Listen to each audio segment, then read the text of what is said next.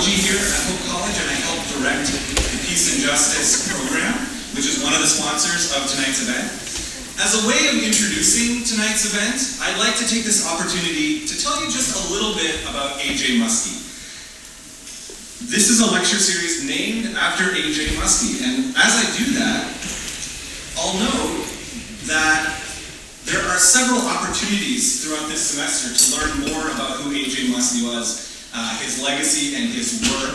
A series of documentary films about Muste is going to be screened in this very room on different dates throughout the semester. It's a multi-part documentary series, and you are all more than welcome to attend those screenings throughout the semester to learn more about this person after whom the lecture is named tonight, A.J. Muste. I hope you'll be able to make it for some or all of those. I'll start out by suggesting that if you don't know who A.J. Muste is, you should. And this is someone you want to learn more about. Some of you know much more about him than I do. A.J. Muste, I'll suggest, is one of Hope College's most important, maybe lesser known alumni. Abraham Johannes, or A.J. Muste, was born in the Netherlands in 1885, immigrated to the United States as a young child with his family. He graduated from Hope College in 1905. Was a class valedictorian and a student athlete in multiple sports. After leaving Hope College, young A.J. Muste moved to New Jersey to pursue a seminary education and became a member of the clergy in his Christian Reformed tradition. As a young clergyman in 1915, A.J. Muste became a founding member of the newly formed Fellowship of Reconciliation, an organization that continues its work to this day as what it describes as the largest, oldest interfaith peace and justice organization in the United States. The Fellowship of Reconciliation would become an important vehicle for Muste's later work and activism. By then a committed Christian pacifist, Muste spent the next several years articulating a principled Christian pacifist position in the context of America's increasing involvement in the First World War. It was not an easy time to be a pacifist in the United States, if it ever is. And his work was costly for him in personal and professional terms.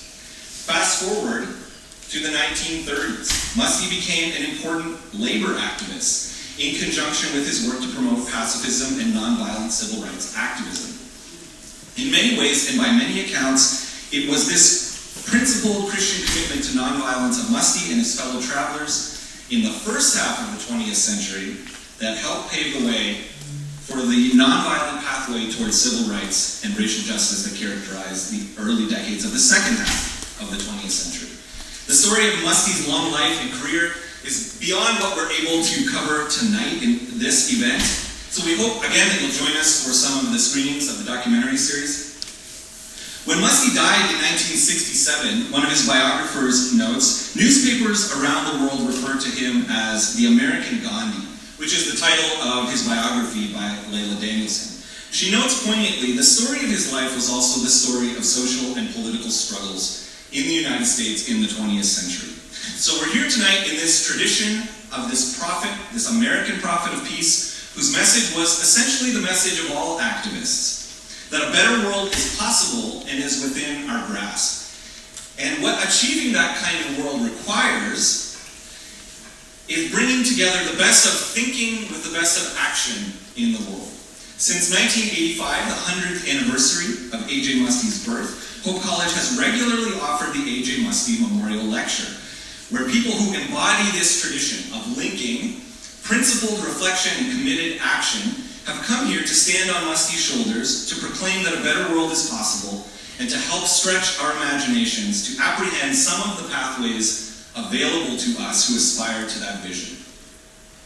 The most recent A.J. Muste Memorial Lecture that I'm aware of happened before I came to Hope College. The last time was 2016, and tonight we're honored to have Shane Claiborne with us to again stand on Muste's shoulders and to echo and amplify his message in our own time. Before I ask Natalie Schiller to come up and say a little bit about herself and to introduce Shane, I'll just add a quick mention of how you can help us build on A.J. Muste's legacy. If you're a student, consider making peace and justice part of your academic program. If you're interested in getting involved in doing something to mitigate gun violence, if you're interested in environmental justice, if you're interested in racial justice, economic justice, conflict transformation, if you're in ministry to the least of these who often go unnoticed and are forgotten in our world, we are an interdisciplinary minor that brings together scholars and practitioners who can help you think about what it might look like to think and act and live in a world for the sake of peace and justice in whatever you feel called to, in whatever vocation or pathway you follow after college. If you are not a Hope College student, but that sounds good to you, my only ask is that you consider signing up for our email list to stay up to date with what we're doing in the Peace and Justice program, to learn about other events like this one, to learn about ways to support our students in this work, and to be invited to future events like this one. Having said that, it's my pleasure to now introduce Natalie Schiller. Natalie is a sophomore at Hope College studying business and political science. She is planning to pursue a career in marketing. She is from Oxford, Michigan, and is a survivor of the Oxford High School shooting. I'll leave it to her to say more about that and what it has meant for her, but I'll also note that she is part of the leadership of Students Demand Action on Hope's campus, whose table you saw as you entered here. Students Demand Action is an organization that is partnering with Peace and Justice to bring you this event on this important topic. I've been humbled to get to know some of these students, to see their energy and enthusiasm for tirelessly uplifting the stories of millions who are affected by gun violence in this country, and for their unwillingness to accept that this is simply the way things are. So please join me in welcoming Natalie Schiller.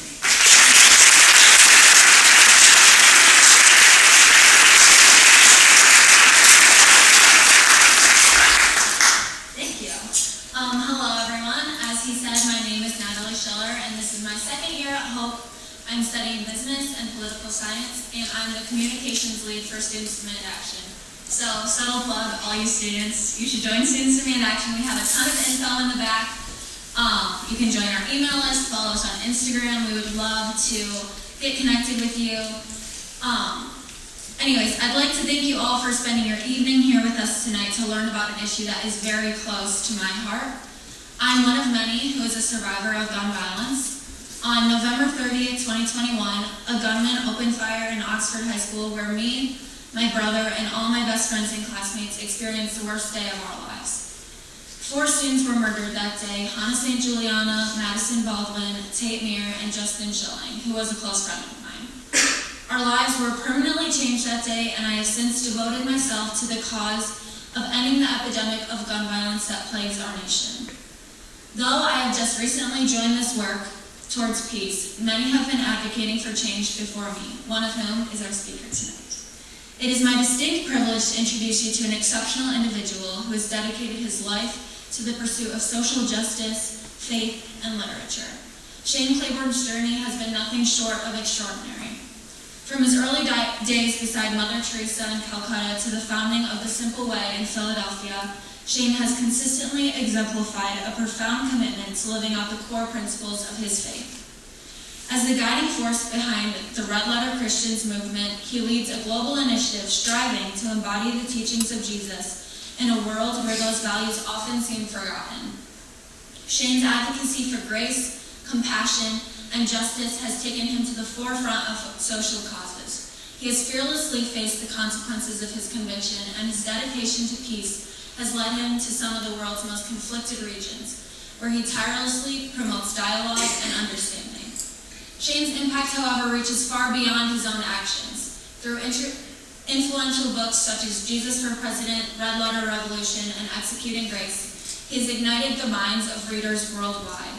His most recent work, Rethinking Life, continues to inspire positive change. Shane's grace and determination has now led to his participation in the fight against gun violence. One of Shane's many published books, Beating Guns, delves into the greater conversation surrounding gun violence, taking a Christian perspective that emphasizes the call to peacemaking and nonviolence. He also discusses the role that Christians have in advocating for change, a role that hits home for many of us on Hope's campus.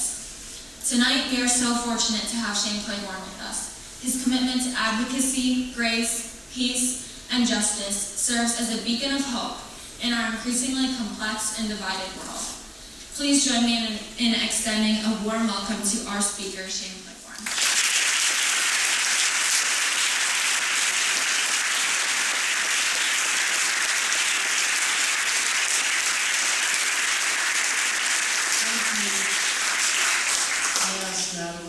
stay here because I was going to do this afterwards, but I'm so encouraged and inspired by you and the other students. I want to give you this is a heart made out of a slice of a chopped up gun. So I'll give that to you. Thank you for your leadership.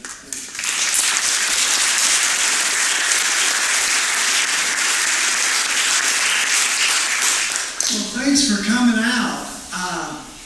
I know this is kind of a formal lecture, and I'm going to get into that in a minute, but I just want to say that I'm delighted to be back in Holland and at Hope. I've been here a few times, and it's great to be back.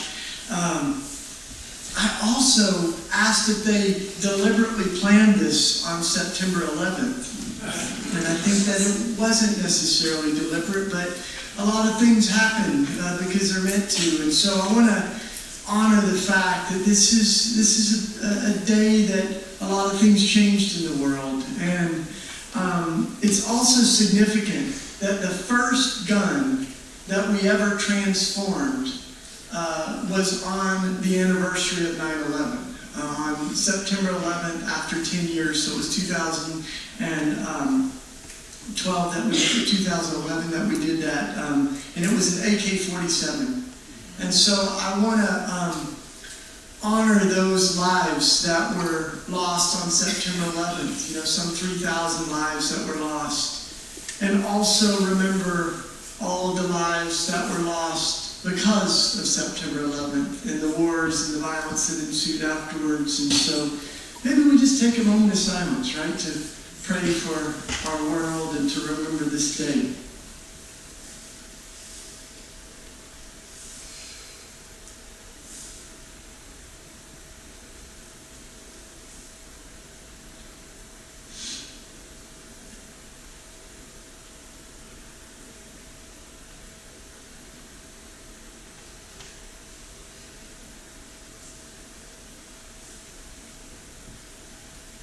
Amen. And today's going to start a little heavy, just so you know. We're going from swords to plows, guns to garden tools. So there's kind of this trajectory of this evening that is about transformation. It's about the fact that things can be different than they are right now. And that's the work that we've been doing to transform guns into garden tools. And just to give you a little bit more of a glimpse of that, so at that event on the 10th anniversary of 9/11, I teamed up with my friend Ben Cohen from Ben & Jerry's Ice Cream, who is a good friend to have for many reasons. And Coach Brownie is my favorite reason. But we teamed up and we had an event in Philadelphia called Jesus Bombs and Ice Cream. And it was all about imagining a world with fewer bombs and more ice cream. And we chopped up an AK-47, turned it into a shovel and a rake with sparks flying. It was wild and wonderful. And then we dropped Ben & Jerry's buckets from helium balloons. We're not doing that tonight. Don't get too excited. But it was an awesome night. And then we cast this vision of a world free of violence. And that same vision has driven us, for the last over 10 years now that we've been transforming guns into garden tools. This cross that I am wearing was made out of the barrel of a gun. And a lot of things that I have on display back there we've made out of chopped up guns. Last year, our little network chopped up over 1,000 guns, and we're doing it every day. But I brought you a couple of things to look at, because I think lectures need props, and I always like show and tell. And so this is the first plow that we ever made in Philadelphia. It's made out of a handgun that we found in an abandoned house. Kind of a reminder of how saturated we are with guns. We found this handgun, and we began to transform it into this garden tool. That's why it's got the number 1 on it. It's the very first one that we made. But we felt kind of moved to invite the folks that had lost their loved ones to gun violence to take the hammer. And one person lined up after another. And these moms and dads, these friends, these kids that had lost their friends, they all began to tell their story. And this one mother, her name is Miss Ryans, and she had a picture of her son on her shirt, who had died in Philadelphia from a stray bullet. And she began beating on this piece of metal. And she said, "This is for my boy."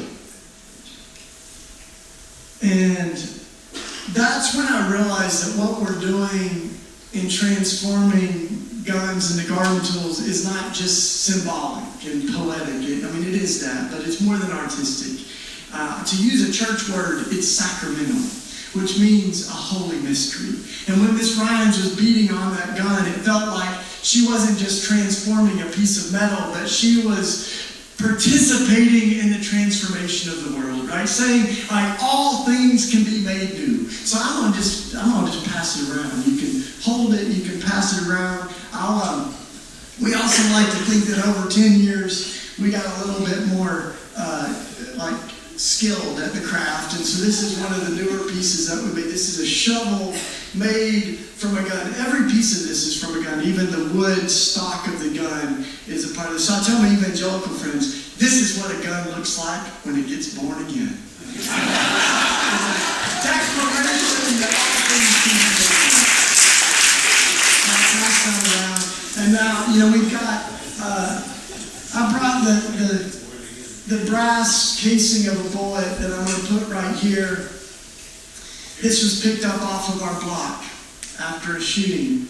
And in fact, we now have these little tin buckets in the front of our office where people can drop bullet casings. And we have hundreds of bullet casings picked up just off of the streets of our neighborhood in North Philadelphia.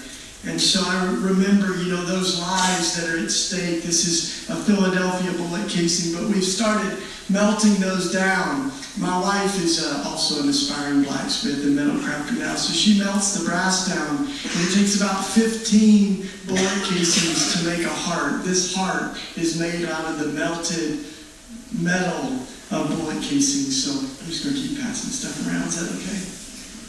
But all of this is meant to kind of ground us in the reality of where we're at. The one last thing I wanted to show you is, as many of you know, after September 11th and the war began to ensue, I went to Iraq with a group of Christians and others that were compelled by our faith to stand against the war in Iraq and Afghanistan. We were there during the shock and awe bombing.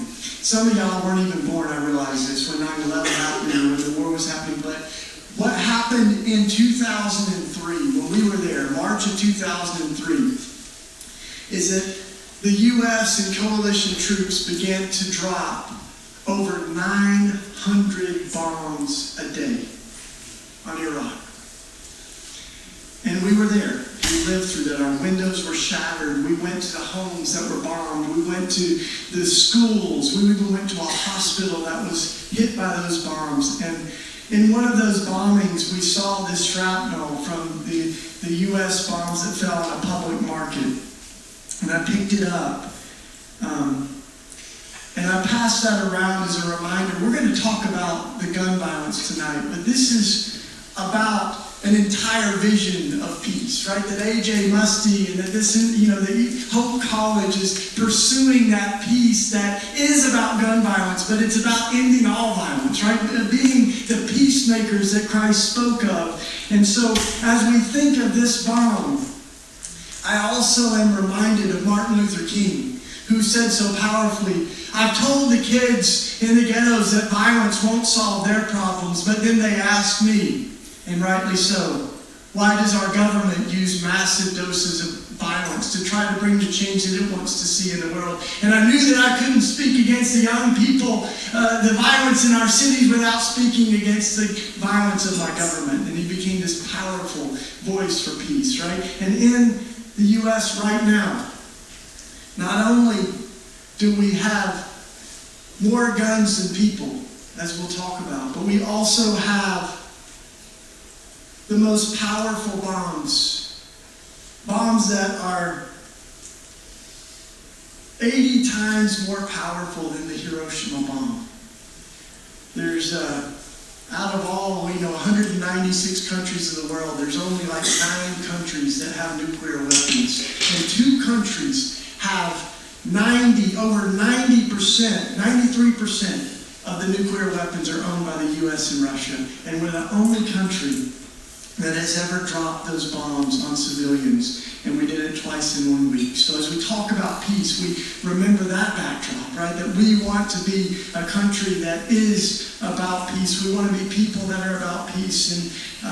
And this isn't just about Hiroshima and Nagasaki. In 2016, we dropped 26,000 bombs, the U.S. 26,000 bombs. That's 72 bombs a day, 3 bombs per hour. And Barack Obama was president. So this isn't partisan, right? Barack Obama raised the budget of George Bush, and Donald Trump raised the budget of Obama, and Biden raised the military budget of Trump. And so we who believe in peace, like, we've got a huge task in this world, right? So I want to pass this around if you want to pray for our sisters and brothers around the country. And I'm telling you, when I talk to young people, they're like, I'm really confused about that word, because what we know now is that almost all the folks that hijacked the plane, 15 and 19, were from Saudi Arabia, right? And yet we began bombing Iraq and Afghanistan, and we still sell weapons to Saudi Arabia. It's very confusing, right? So help the Lord, right? So that's what we're up against. But I think, as we think of this world, and we think, of the bullets and the bombs, and we think, what does it mean to imagine the way of Jesus? It is this vision of the prophets, Micah and Isaiah, that caught our attention, right? And the prophets, they speak of God's people beating their swords into plows and their spears into pruning hooks. That we literally begin to transform the tools of death into tools of life. And it's that vision that inspired us to begin, we said we don't have a lot of swords in America, but we got a whole lot of guns. So let's just start transforming them. And that's what inspired us 10 years ago. And so as we think about that, it's not just about the guns, because there are people, there are folks that say this isn't a gun problem, it's a heart problem. But what we like to say is it can be both. And God heals hearts, and people change laws. And maybe we need to think about both. Because the fact is, you could get rid of every gun, and we would still find ways to hurt people, right? We would still find ways to kill folks. Folks have used cars as a weapon to drive into a crowd. We've seen folks in the Boston Marathon turn a pressure cooker into a bomb, right? And destroy life. So we can devise ways to hurt people if we want to. But there are some things that are designed to kill. Guns like the AR-15 are designed for one purpose, which is to kill as many people as possible, as quickly as possible. And that's what they keep getting used for over and over. And so what does it look like, right, for us to imagine God's dream, God's kingdom on earth as it is in heaven? I know you came for a lecture tonight, but you can still say amen, all right? I know I'm in Dutchville, but you can still say amen. Everybody's got an inner Pentecostal in there, But I think of this violence, and it goes all the way back to Cain and Abel, right? This is what we found as we researched for beating guns. The first time that the word sin is used in the Bible is actually not in the Garden of Eden. When we think of the original sin and the eating of the forbidden fruit, the first time the word sin is used in the Bible is when Cain kills his brother. And the first fruit of our fallenness in the garden is the spilling of blood, a brother killing his own flesh and blood. And it says, as you read that story, that the blood cried out to God from the ground. Now, my Jewish friends have helped me with my scholarship on this a little. And one of the things that they say is that there's some things that we need to notice. And one of those is that the word blood is plural. It's not just Abel's blood, but it's all of the blood that has been spilled throughout history. It always cries out to God from the ground. So Michael Brown's blood in Ferguson, Breonna Taylor's blood, like all the blood that has been spilled, the Native American blood that was spilled around, it cries out to God from the ground. And then my Jewish friends have also said that the verb there is in the present tense. It actually transcends past tense. So it's not just that Abel's blood cried out to God, but it still cries out to God. That whenever we hurt one another, God feels that. God hears that pain. And so I want to, begin tonight with a posture of grief, right? Of just saying, whenever a life is destroyed, it matters to God, and it should matter to us. That every single person is made in the image of God, and when something crushes an image bearer of God, God takes it personally, right? That this matters to God. And I grew up in East Tennessee, in case you can't tell, and in the Bible Belt, and we talked so much about being pro-life. But sometimes I found that we had so narrowly defined that to one issue of abortion that we might actually be more accurate to say we were pro-birth rather than pro-life, that we were anti-abortion, because on almost every other issue we weren't always the best champions of life. And so this became an issue for me. I said I want to be not just pro-birth, but pro-life from womb to tomb, right? I want to champion life. And right now in America, during COVID, gun violence became the number one cause of death of children in America. Bigger than car accidents or cancer. The number one cause of death. So we can't say that we're pro-life and ignore gun violence. So we're going to talk about that tonight. But I want to begin with a little grounding of where we find ourselves. And this might stretch some of us, but I'll say a little fact of where we're at. And I'll invite you, if you feel so moved, you can say, Lord, have mercy. Pretty simple. Is that all right? Can we practice that? Lord, have mercy. So in the United States, we have about 5% of the world's population, but about half of the world's guns. In the United States, we manufacture 9.5 million guns a year. That's 26,000 guns a day, over 1,000 guns an hour, 18 guns a minute, 1 gun every 3 seconds.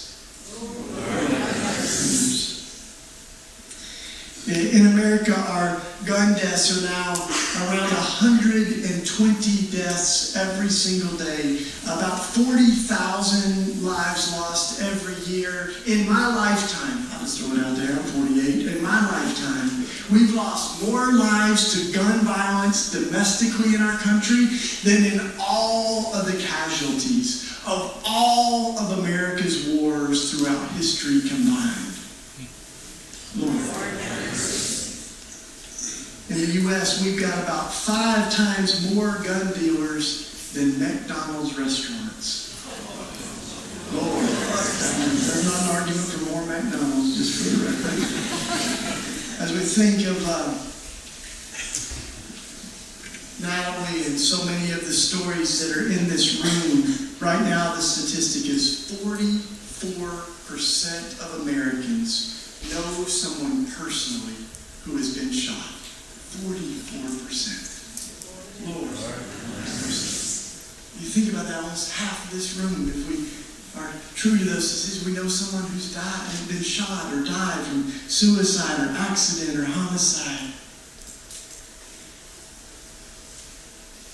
And right now in the United States, we have more guns than people, even though 2/3 of Americans live without guns. Did you hear that? 2/3 of Americans live unarmed, but we have more guns than people. Lord, have mercy. There's also the fact that, if you do the math there, it's not quite, you end up going, wait, so there's a few people that have a whole lot of guns, and the fact is that less than 5% of our population own almost half of those guns, over 150 million guns, an average of 20 guns each. We profile a guy in our book who has over 4,000 guns. So when you look at that, you go, we might have a problem, right? Like this is a problem inside of us. And just as you can keep saying, Lord have mercy as you feel that, but I want to also just peel away a few of the layers of this as we remember those lives lost. Over half of our gun deaths are suicide. Up to 2/3, right? And why guns are so significant when it comes to suicide is that they're so unforgiving, right? You don't get a second chance. When you attempt to take your life with a gun, 90% or more people end up dying. But what's interesting is you look at almost every other method of trying to take your own life, over 80% of folks usually survive. So they get a second chance. And most of those do not die by suicide. They're able to get help or reconsider the crisis that they're in. They get another chance. And so even if we think of suicide, it's such an important piece of this, right? And even as we think of our military service members, especially, today on 9/11, the suicide rate of military service members is about 1 per hour. 1 per hour. The number one cause of death of military service members and veterans is not combat, but suicide. We have more soldiers dying from their own guns than from enemy combatant guns. And so as we think of that, I brought with me some soldiers that have come to events like this over the years. They started giving me their dog tags, and I remember one of them telling me about the bombs that he dropped in Iraq. He said, while you were there, we were the ones dropping the bombs. And he says, I've been living with the weight of that. Why did we do it? What were we doing? And he said, these dog tags have weighed heavy on my heart.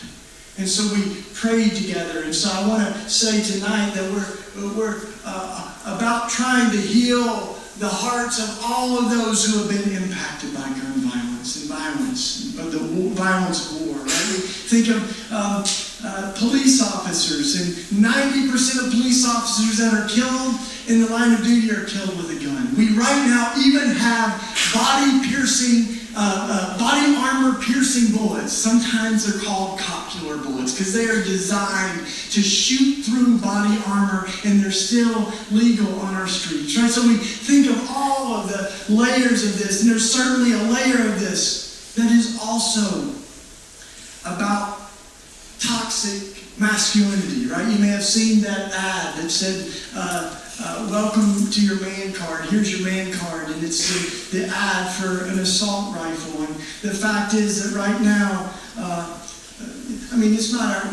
I'm not trying to paint it totally in a gender-specific way, but we just got to note that when you think of the mass shooters, there is a pattern here, right? Over 85% of homicides are committed by men.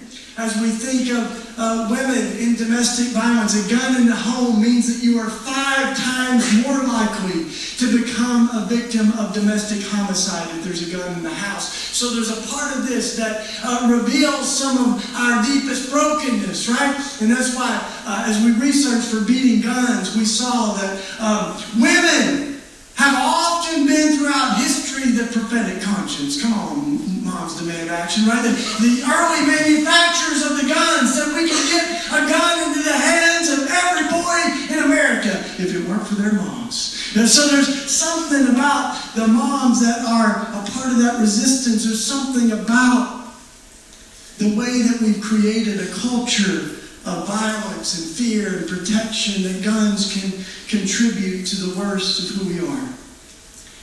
And I want to say this, as I looked at the history, we did a lot of history in our Beating Guns book, and guns are obviously older than America. But what's uniquely American is the mass production and proliferation of guns. We didn't invent the guns, but we invented the gun market. market. We're the ones who proliferated the gun market. And what was interesting, is like we've been making some kind of weapons since like 1000 AD, and the first handguns or firearms were in the 1300s. But what was uniquely American was the mass manufacturing of guns. And one of the key people in doing that was none other than Eli Whitney, right? Who so the first gun contracts in the U.S. came from the U.S. government. And there were 27 contracts of a total of 30,000 guns. And Eli Whitney signed up to make 10,000 of those by himself. And he had never produced a gun yet. So he began to create the mass assembly line for the manufacture of guns. And the gun profiteers that began to proliferate our country with guns, they weren't actually gun lovers. They were money lovers. They were capitalists who found out that you could make more money selling guns than selling shirts or sewing machines, right? And so many of these folks, like Remington, right, from the gun dynasty, he was actually a pacifist. He was a poet. Wesson from Smith & Wesson was a shoemaker. And the Smith of the Smith & Wesson was a carpenter. Oliver Winchester, from the Winchester gun, the king of guns, as he's known, is known to just have two guns that were really just ornamental. They were ivory grip pistol guns that they don't even think he ever shot them. They were family heirlooms. He wasn't a big fan of guns, but he wanted to make money. And if you look really closely too, even in these relationships, we paint this in our book, the women of the gun dynasties often became the conscience. Sarah Winchester became haunted by the profiting of the gun industry. And as you look at that gun history, what's interesting is that the U.S. government war became a really bad economic pattern, because these gun companies would have to make tons of guns during periods of war, but then they would all go bankrupt when there weren't times of war. So they had to create ways of convincing folks that we all need guns, and we need them all the time. Because before that, guns were seen a lot like a sewing machine or a bicycle. Some people had them, some people didn't, but you definitely didn't have more than one, right? And so this invention to begin to convince us that we all need guns was it evolved over time. And what's interesting is, as you look at the Second Amendment, isn't it interesting that those who wrote the Second Amendment wrote into that amendment well-regulated, right? This is dangerous stuff. And so we need to have this as a very well-regulated industry. And there are all kinds of collisions that our government had with the gun profiteers to try to hold them accountable. Incidentally, there's a race piece to this too. Just let me say that white folks believed in gun control, especially when black folks started to get guns, right? When the Black Panthers marched in California, Ronald Reagan said, "We can't have this anymore." Anyway, it was Native Americans began to acquire weapons, and so it was this kind of evolution of gun control over the years. And what's interesting is that as we think of when the Second Amendment was written and well-regulated was written into it, guns only shot about 1 round a minute. 1 round a minute. And now they can shoot over 100 rounds in a minute. Listen to this. James Madison, one of the fathers of the Constitution, he said this, that liberty can be abused. Liberty can be endangered by the abuse of power. This is James Madison. Liberty can be endangered by the abuse of power, but then he said, liberty can also be endangered by the abuse of liberty. That one person's freedom can begin to infringe on another person's right to live. And so there's a whole movement about gun control that looks at the Second Amendment and the well-regulated, because the extension of the militia rights to own a gun to the individual rights is a really recent thing, right? This is a really recent case that began to say we're going to extend that right to anyone. And even Justice Scalia and some of the most conservative scholars and voices in our country said, but this doesn't mean that it shouldn't be well regulated or that anybody should just be able to own whatever weapons they want and carry them wherever they want.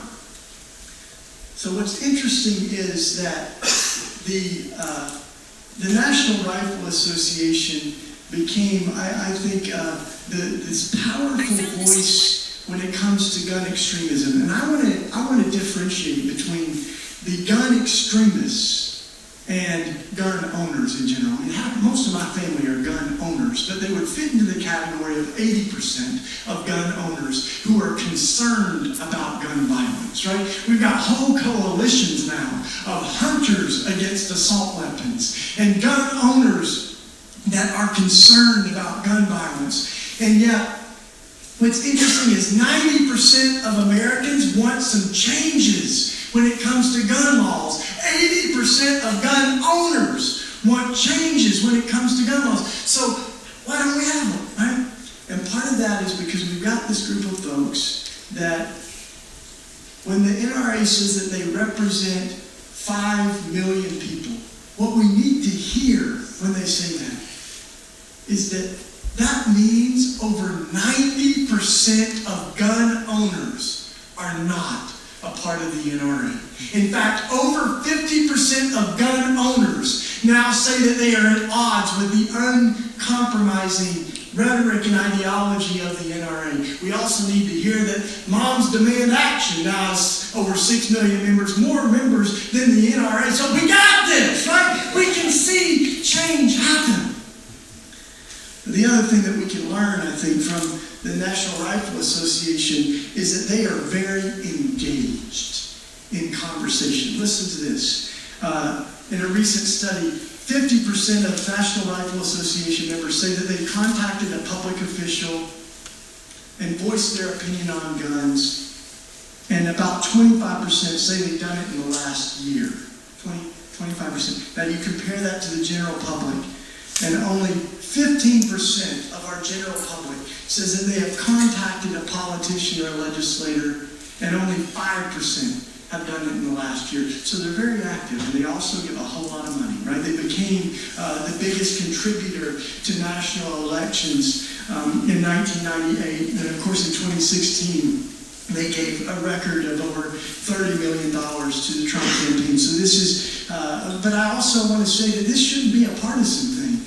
Caring about life should not be a Republican thing or a Democrat thing, but a Christian thing, right? A thing for every person of conscience to feel deeply grieved at the loss of guns. And part of it is a spiritual crisis. And I just want to say that one of the most disturbing things that we found as we were researching gun violence is that the highest gun-owning demographic in America are white evangelical Christians.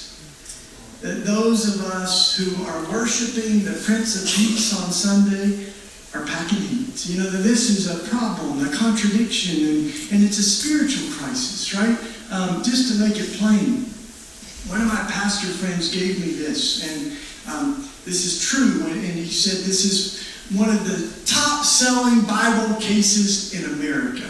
I'm like, all right, you know, if I'm really fully confessional, this looks like the Bible case I had in high school. But he said, this is the top-selling Bible case. And he said, open it up. And I opened it. And it's actually a consent case, right? Lord have mercy. And so when we talk about idolatry, right, this is what we kind of name it as, is idols are things that we are willing to die for, kill for, and sacrifice our children for. Idols are things that we attribute God-like power to, but they're not God. They make promises that only God can fulfill, that they're going to rid the world of evil, they're going to save us from, all of these things that we put. So there's an element that is about fear and about power and control and idolatry, right? As I think of that scripture that perfect love casted out fear. And one of the questions I think we get to ask as a country is, what would our country look like if love were the compelling force behind our policies rather than fear? Not just on guns, but on immigration, on so many fronts, right? What would it look like if we said we're going to stand on the side of love rather than fear? And I think this is also where, as I look at Jesus shines so brightly because there's always questions, of what do you do in self-defense? What do you do in Ukraine? I mean, there's so many questions, right? But I just keep coming back to the story of Jesus getting arrested, right? When Peter responds by picking up a weapon, right? And you might know this story, you may not, but in the Gospels, the soldiers come to arrest Jesus, and Peter picks up his sword and cuts the guy's ear off, trying to defend Jesus, right? I mean, Peter had heard the Sermon on the Mount, like, live, not on Zoom, but in real time. He was there! And then the soldiers come, and he still impulsively picks up a sword and hurts a man. And Jesus' response is stunning. Jesus says to Peter, work on your aim. No, I'm just kidding. One of my friends said, I think we got the whole story wrong. We say, Peter, you're the rock I built my church, but maybe it was Peter, you're dumb as a rock, but I'm still going to build my church on you. I like it because Peter's like one of us, right? He still has that response, And so when Peter stands his ground, come on, somebody, Jesus says, no, put that away. He says, you live by the sword, you die by the sword. That's not what this movement, this love is about, right? He scolds Peter. And then he heals the guy that Peter wounded, which is cool. He picks up the ear, pops it back on. Boom, I kind of think of that guy like, I bet he told that story a few times, Did dinner that night with his kids. How's your day? Kids are like, I got a lot of homework. How's your day? Dad's like, crazy. We came to arrest this dude. One of his bros cut my ear off. And then the guy we came to arrest is actually the one who put my ear back on. But I think the early Christians got the message. Tertullian and so many others in different words. Tertullian said, when Jesus disarmed Peter, he disarmed every one of us. If ever there was a case for redemptive violence, to try to use violence to protect the innocent, Peter had the best case there ever was, and Jesus scolds him and heals the man he hurt. And the early Christians said, for Christ we can die, but we cannot kill. So I think all of those, in the end, like so many of the questions for me are, what does love look like? That love that is willing to die, but not to kill. What does it look like to have courage for the cross? As much courage to risk our lives for love as folks have risked their lives trusting in the sword. I really believe that the cross and the gun give us two really different versions of power. Right? One of them says, I'm willing to kill. And the other says, I'm willing to die. And there comes a point where you kind of can't serve two masters. We've got to choose what love looks like for us. And I also think that there's a part of this that is about those who continue to grieve the loss of their life. I want to just tell you one story because this became so personal. I think it's important that as we think about gun violence, it's not just theological, it's not just statistics, but it's people's real lives. And part of what happened for me was we heard the gunshots go out at about midnight, and I ran outside one night, and there was a young man who had been hit, and he fell on my front step, and his name was Pepito. and he was still alive. So I was holding his hand. I was praying for him.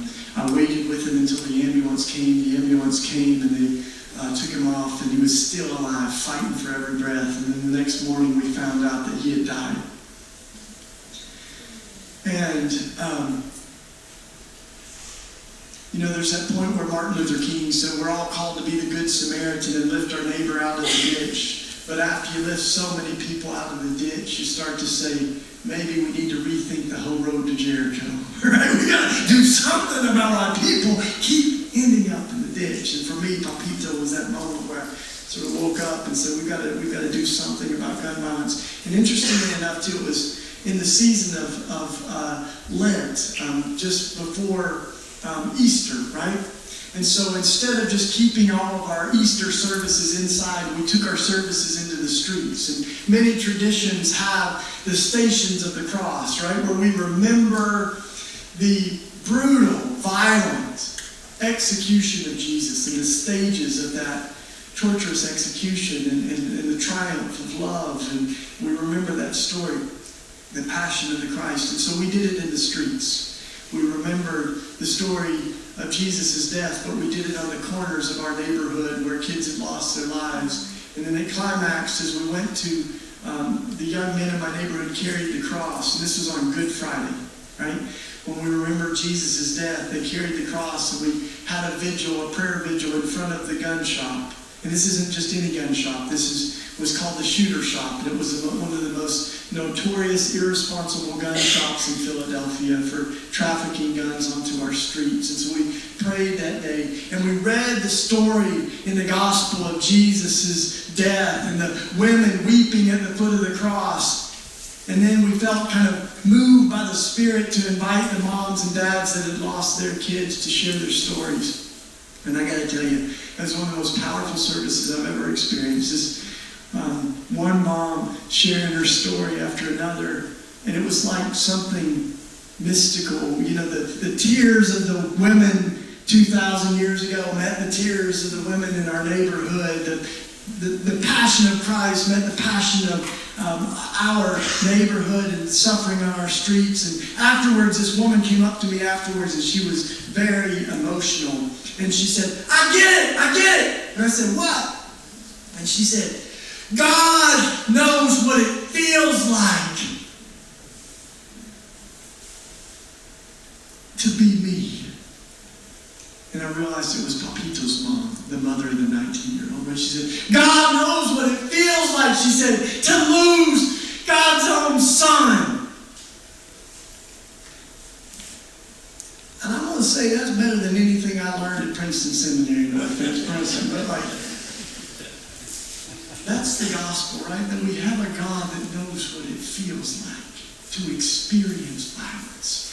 And if we truly are leaning into Jesus and the love of Jesus, it should make us the biggest champions of life, the biggest enemies of death and violence that the world has ever seen. That we should be those who go, we have a God who absorbed all the violence of the world and made a spectacle of that violence in order to subvert it with love and forgiveness and an empty tomb.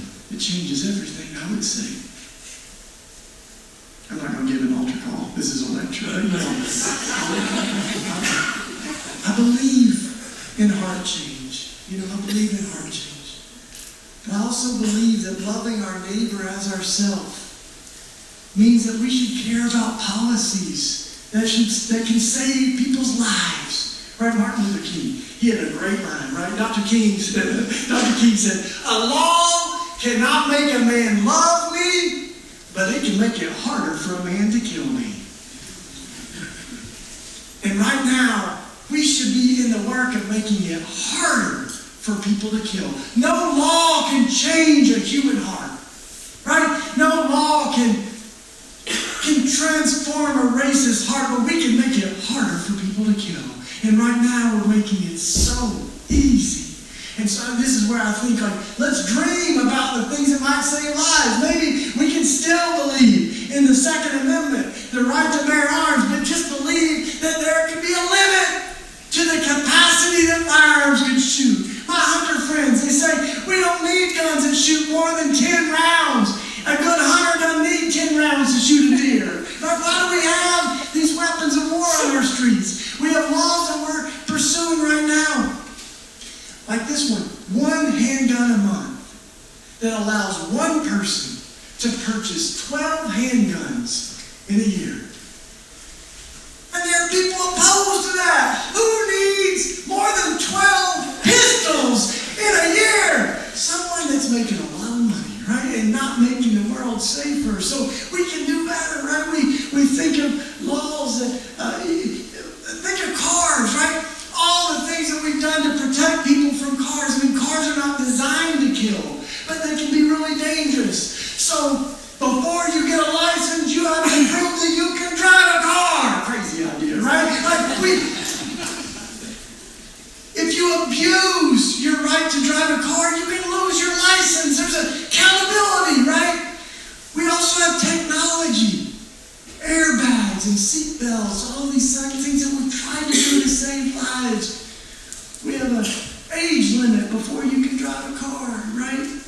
Maybe if you can't buy a beer, you shouldn't own an assault rifle. You know, maybe there's better laws, but it's not just laws, right? It's also technology. We know that we have the capacity to have smart guns. We have, phones that operate off a fingerprint. We have alarm systems that operate off a fingerprint.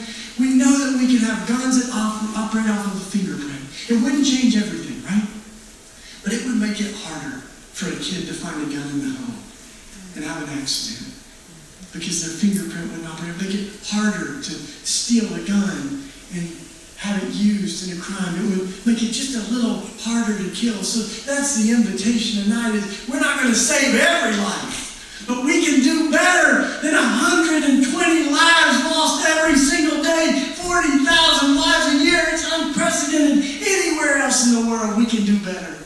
So let's be champions of that life. And the reason that I love that verse of the prophets, Micah and Isaiah, they shall beat their swords into plows, their spears into pruning hooks, is that as you read that story, it ends, right, by saying nation will not rise up against nation. People will study war no more. It ends with this beautiful vision where we can live without fear and everyone has their vine and fig tree and we kind of have the dream of God on earth, and a part of that is transforming swords into plows. But what I love about it is that the change begins with the people of God. Right? The transformation of the world doesn't come from the top down, but from the bottom up, right? It's not the politicians and the presidents and the kings that lead the way to peace. It's the people of God that lead the kings. It's the prophets that lead the presidents in the way of peace. Change comes from the bottom up. Students demand action, know that they're rising up and they're saying, we're done with the excuses, right? We're done with thoughts and prayers when they're used as an excuse for inaction, right? I believe in prayer. You can tell I got a little Pentecostal side of me, and I believe in prayer.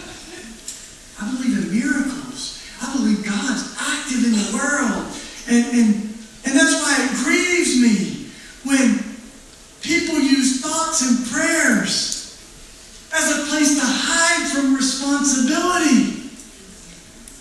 It must offend God when we ask God to do what God's given us the power to do. My mentor said, when you ask God to move a mountain, God might give you a shovel. That this whole story is about us participating in the coming kingdom of God, God's dream on earth as it is in heaven. And so I love that the prophets kind of invite us to participate, because a lot of times I think we are waiting on God and God might be waiting on us. And so let's be people who pray, but when people say all we can do is pray, they're wrong. Because we can also organize, and we can call our legislators, and we can sit in their offices.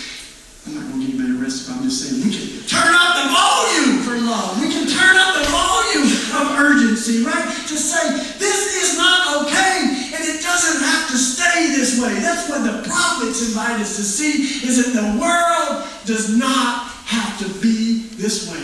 They invite us to build the kind of world that we dream of and that we know that God dreams of. Amen? Amen. Hallelujah. Amen. Let me end there and open it up for dialogue. I think we left plenty of time here for a little question and answer, a little talk back time, or in Philly we call it back talk time. You know, we get rowdy. But thank you so much for listening.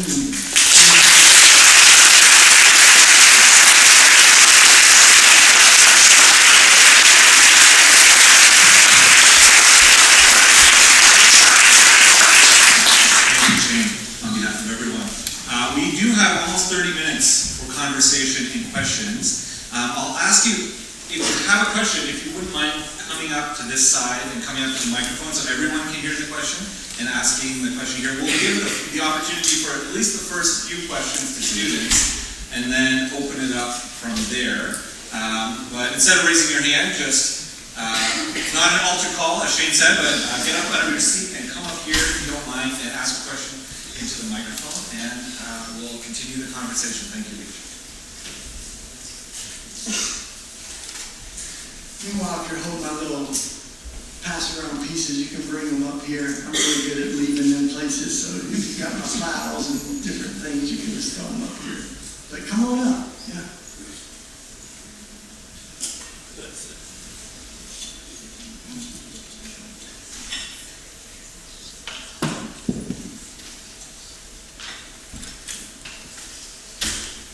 Thank you, Claiborne.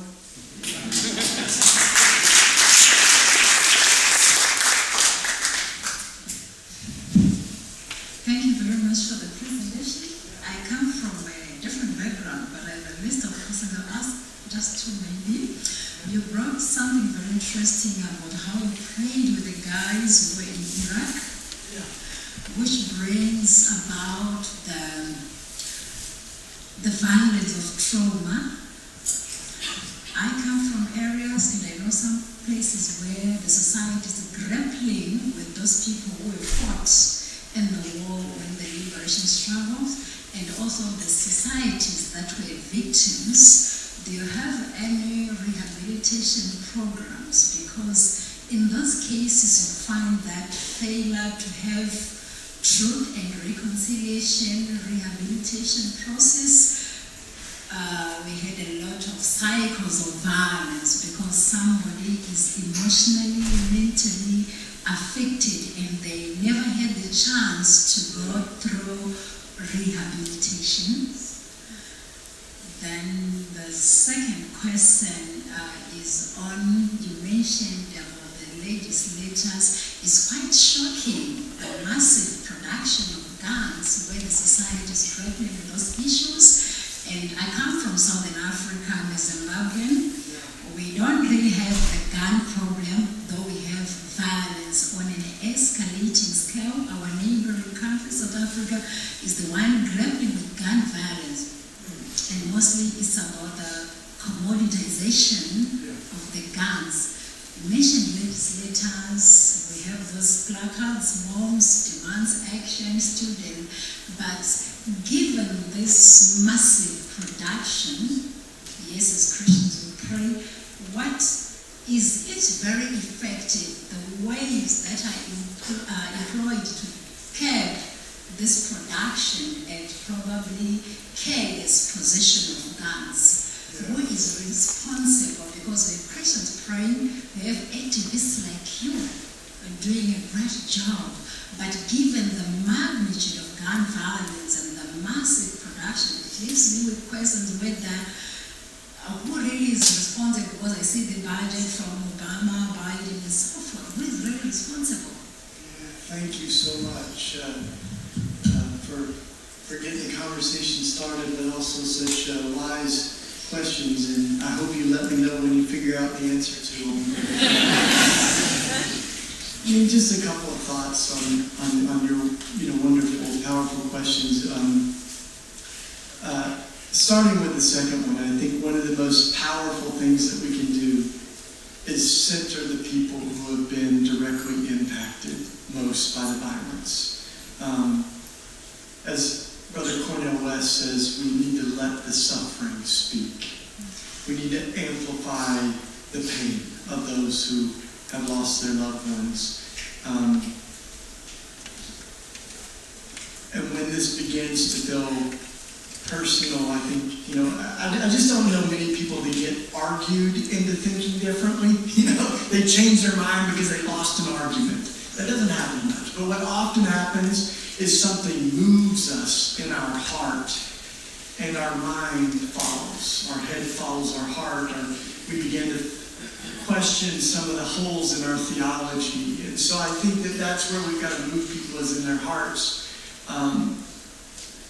And that's why, the Black Lives Matter movement has made this personal with names. Over and over we say their names, right? And over and over, I think the movement of Students Demand and the March for Our Lives and these movements have made this personal. It's the pain that is amplified in the streets and creating the urgency.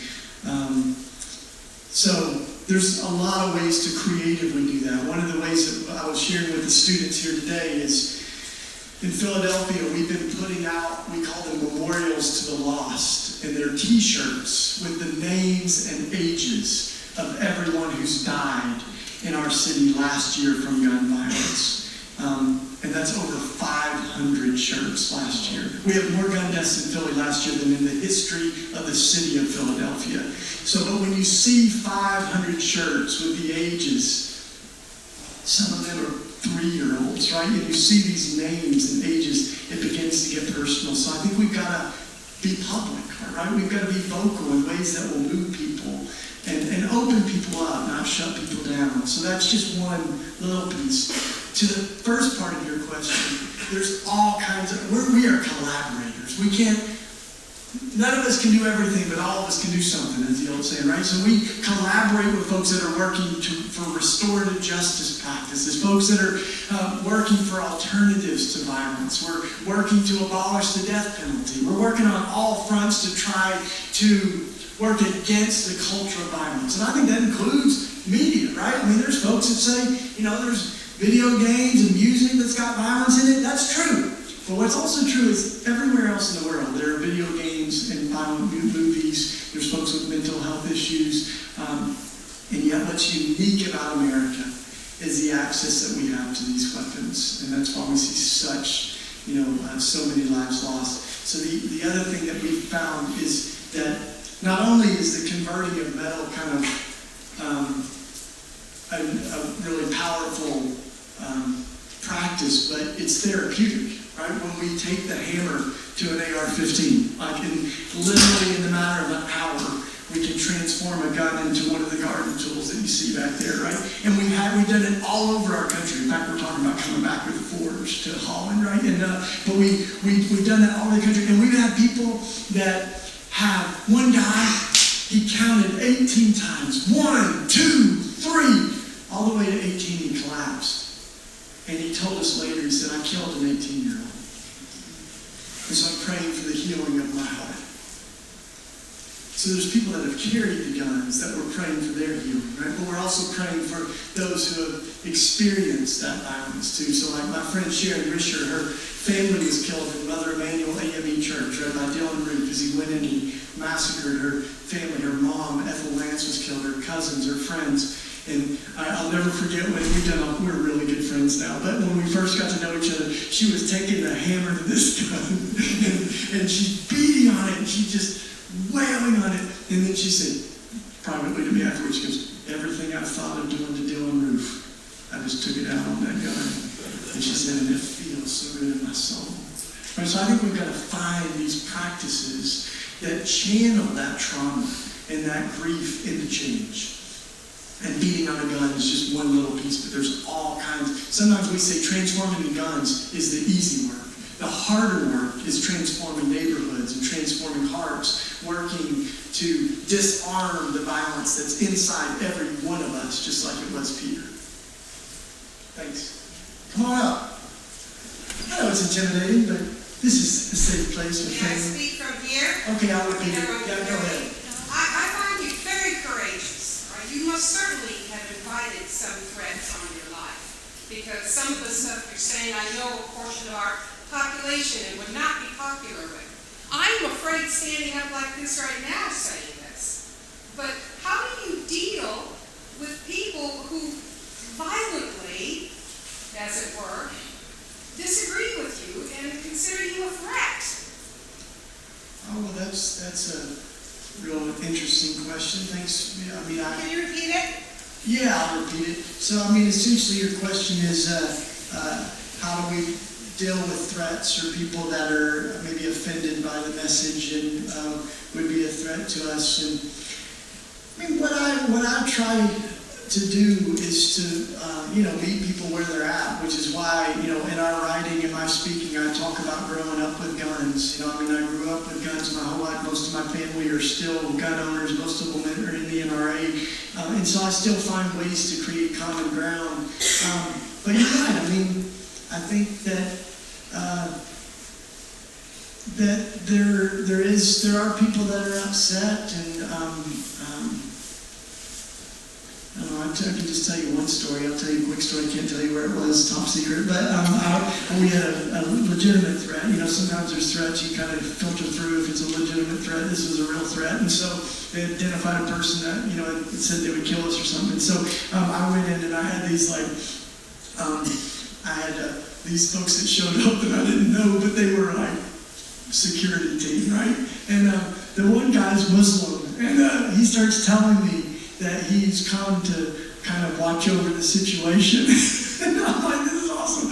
And I was like, the irony is my Muslim friend ended up risking his life trying to make sure that I was allowed to speak. And we built this amazing friendship. And the last day, he told me I might miss the last sermon because I'm off from work. I'm going to spend it with my family or something. And then the last day, I saw him in the audience. And I said, hey, man, I thought you were off today. And he said, I couldn't miss the last sermon. This has been so fun. And so all I know is that we continue to trust in the relationships and the truth that we know, and not be intimidated by the threats that are out there. I also know that we stand in, we're following some powerful footsteps of folks like A.J. Muste, yeah, and Dr. King, right? Dr. King, who for a while owned a gun because he thought he might need it to protect himself. And he needed this powerful word from the Spirit that we're not going to build the world that we dream of using the weapons. And so he got rid of his guns, and became such a champion for peace. So, and then, he lost his life, but we know that death doesn't get the last word, I'm not in any hurry to die, but I kind of am more afraid of not living the truth that we know and not living a life of conscience and, trying to use our voices to interrupt the patterns of injustice. So what's the cost of not speaking? I think it's a bigger cost than the cost of speaking, and I don't say that in any romantic way. We're smart. My mom said, I used to pray that you would be safe. This is my mother. I'm her only child. My mom said, I used to pray that you'd be safe. I said, used to? And she said, yeah. And God kind of showed me that safe is not the best prayer, because Christians aren't meant to be safe. She said, but I pray that you would be careful, and you would be wise, and you would be exactly where God wants you to be. So I just lift up my mother's prayer for all of us, right? That we would be wise, we would be careful, but we would also speak the truth at such a time as this. So no matter what it costs us. One or two more? Good. We got a few minutes. Yeah. Come on. I'll do my best. If you're intimidated by the mic or you're way over here, just talk loud. How about that? Okay. Yeah. Come on. Come on. Give it. Show us some love. Come on.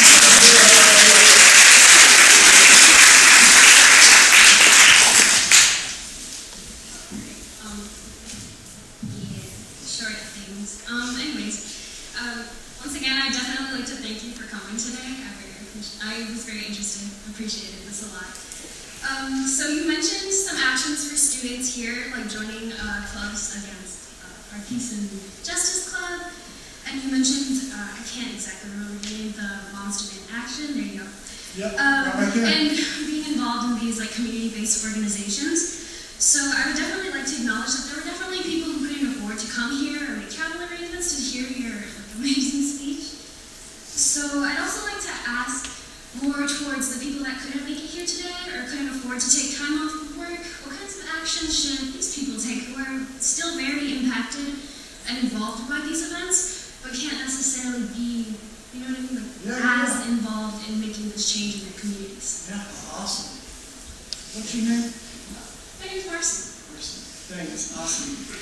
Well, thank you so much. And first of all, one of my hopes at any event like this is that we can make it free and open to the public when possible. So I'm so grateful that Hope has made this available. They're also recording it so that people that aren't here can watch. We're trying to, the early Christians had a great line that said, the gospel that was freely given should never be sold. So I try as much as we can to get, to make this message and movement available out there.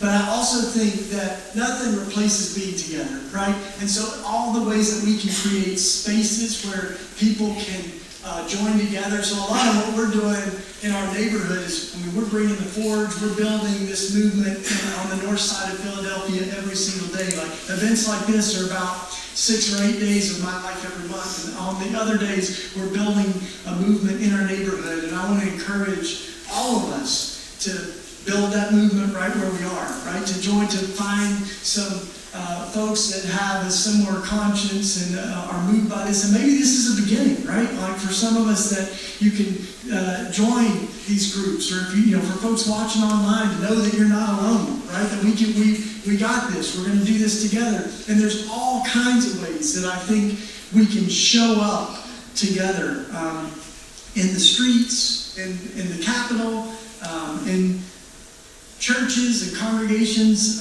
in Red Letter Christians, the movement that I'm a part of. We get our names from the Bibles that have the words of Jesus in red. That's where our name comes from. And we like how Gandhi said, he was asked about Christianity, and he said, I love Jesus. I just wish the Christians acted more like him. That's what we're after. But all the events that we're doing, we're trying to make them free, right? We're trying to create public events around the country where we can come together and put together our faith into organizing and into action in communities just like this. So thank you so much. 1 or 2 more, I think, and then come on up here. I feel like that on the show. Come on down. There we go.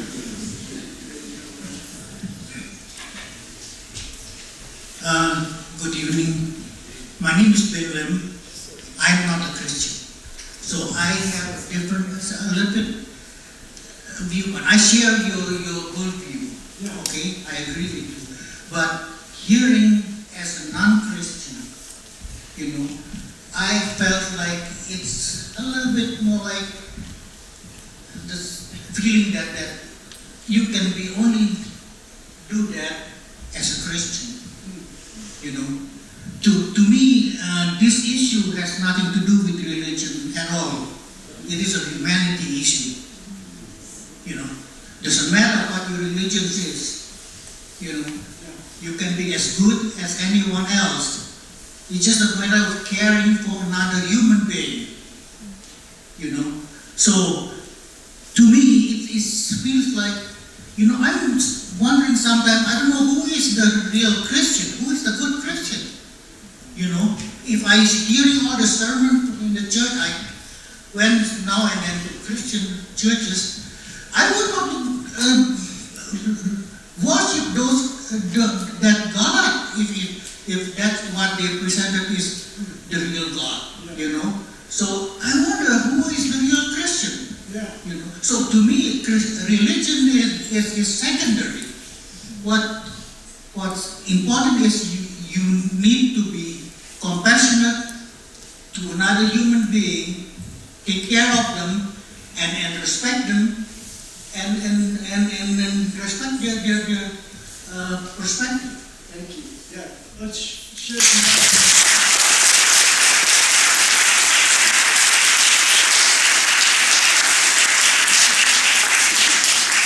Thanks so much for for sharing so personally and sharing your heart. I mean, just my response or thought on that is,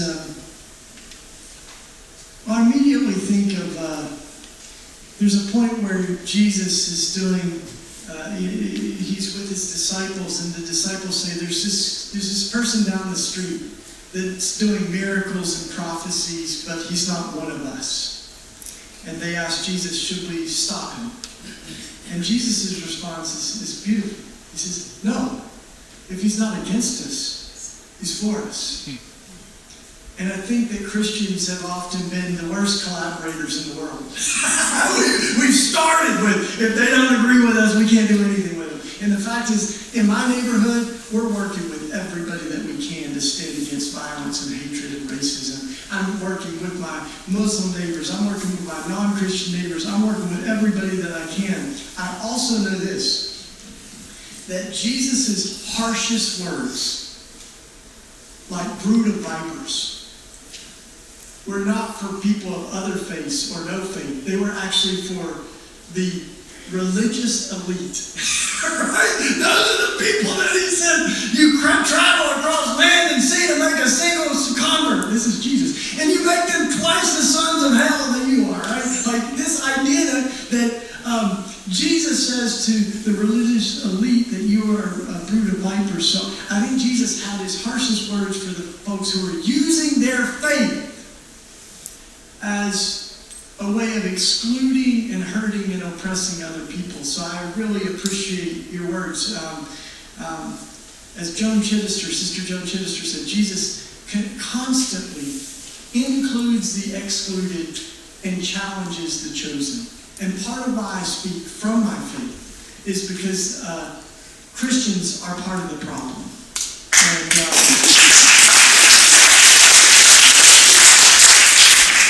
like that old Pogo cartoon, right? We met the enemy, and it's us. And so I speak from my faith because I want to proclaim a different narrative of what my faith means. Not at the expense of making anyone feel excluded. So I sure hope you don't feel that or hear that. A couple weeks ago, I was in the Parliament of World Religions. It's like, goes back to the 1800s. It has people from 200 different religions and like 100 different countries that were together. And one of the things that we did was we brought the forge and the anvils, and we all beat on weapons together because all of our religions have been distorted by people who want to camouflage their own hatred.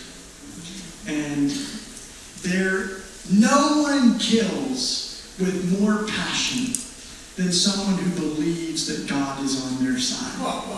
And so this should break all of our hearts, right?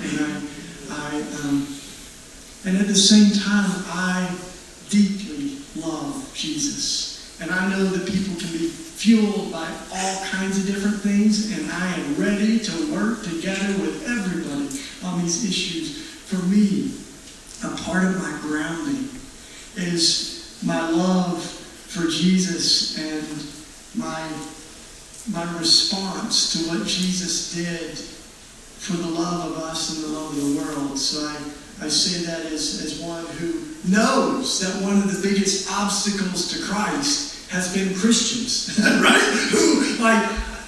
Who their faith distorts the very heart of Christ. So I don't want to judge them, but I sure want to sing a better song, right? And I see a whole generation that is leaving the faith partly because they see these contradictions at the heart of Christianity. That Christians are the biggest gun owners, we're the biggest defenders of the death penalty, we're the ones who deny racism in history. So we got some work to do. And I thank you, my brother, for sharing your heart. And that's mine. So thank you. Yeah. One more? We good? One more. All right. And by the way, after this, I will hang out with Students Demand and Moms Demand. If you want a book, I'm glad to sign it, but I only do that to make friends. I don't really like the hype, and I've got all kinds of stuff that we made out of guns. Some of it's to look at, and a few of the things that you can take with you if you want. I can I've got a little card reader and all that. But I didn't come to sell stuff. I came to make friends and build a movement. So thanks. You close us off. So I'm from Texas, All and right. as you know, gun laws there are quite loose. Even this past year, there's a law that was put into effect. If you're 21 or older, you don't even have to have a license or a permit to carry. And you can carry at 18 now if you have a license. So what I hear a lot, like as an argument from people, is the people that abide by the law, they're not the problem, it's the criminals. So what do you have to say, like, in response to that? Thanks. Thank you.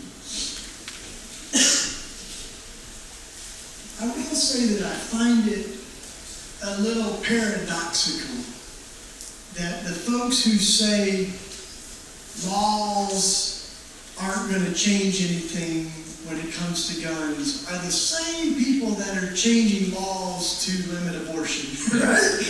I think there's these contradictions that we don't believe that policies or laws are going to change everything. Like we just don't believe that, right? I think we've got to kind of name that contradiction.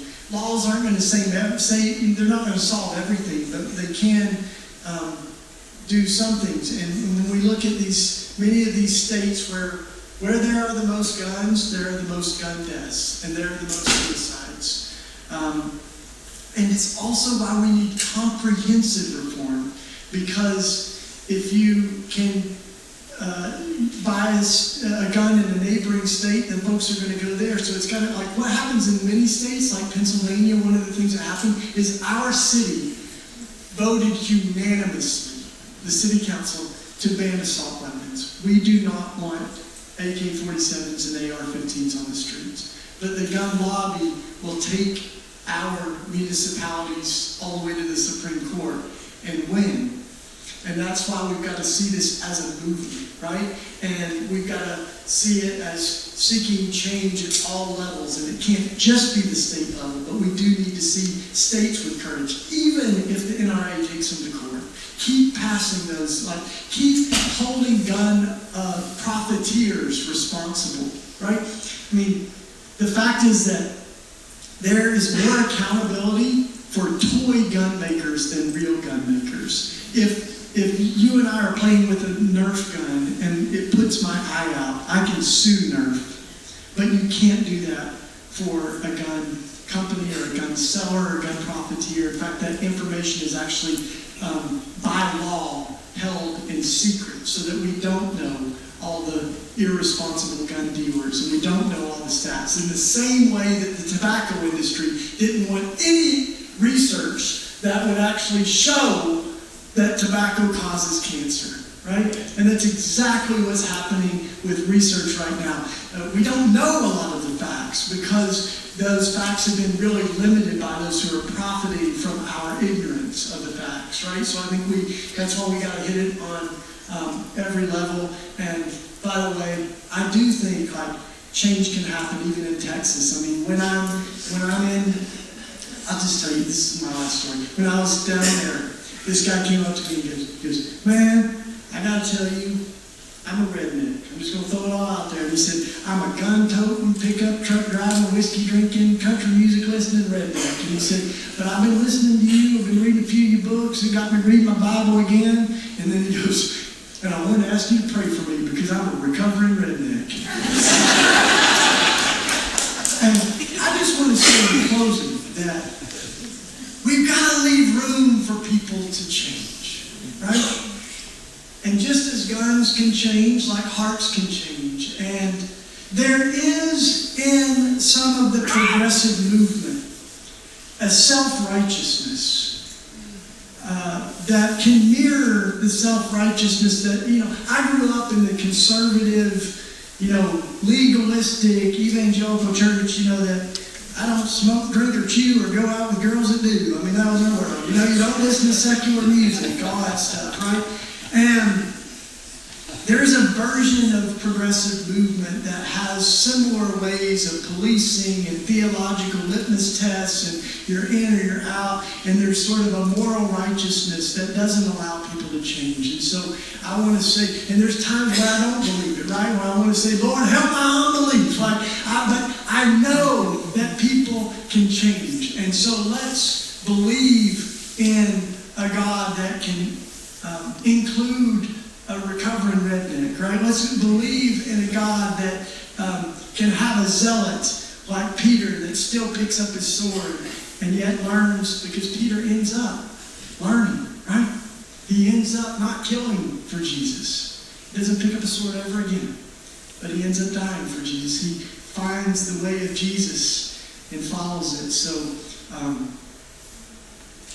may it be so. And may we have the grace, right, to allow someone to change, to listen to someone and meet them where they're at and realize, like as that old scripture says, we're all working out our salvation with fear and trembling. So maybe that can give us grace for each other. Thanks so much.